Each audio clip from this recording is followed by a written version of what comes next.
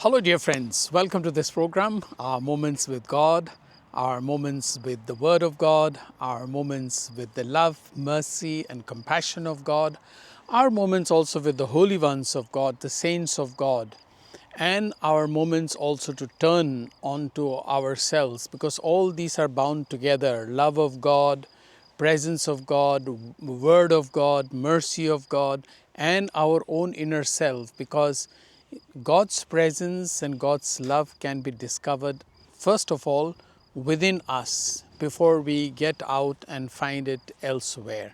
And therefore, it is important to constantly check our development of our spiritual life. That is one of the purposes of these videos.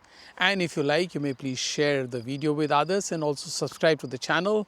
As I have been saying that these days the views and things have gone down. Maybe people are getting bored of my daily reflections. Maybe they want it only once a week, as someone told me, Father, do it only once a week. But well, I have decided that every day the Word of God is so rich that there cannot be enough to say about it, and there cannot be enough to discover and go deeper into it. Thank you very much. Today, here in the German-speaking area in Austria, Germany, Switzerland, and also in England, we celebrate the feast of Saint Boniface.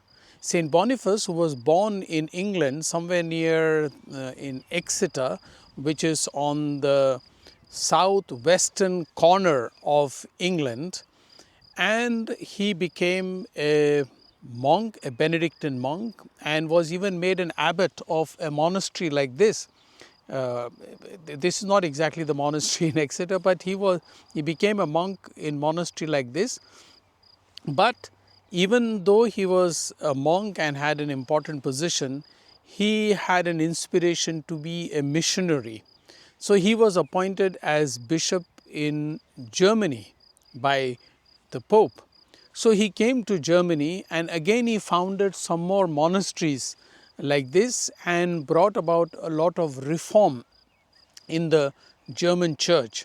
At first, he was appointed the bishop in the area of Mainz, that is near Frankfurt and all that, but then he moved on further and made a lot of reforms in the church and brought the church together.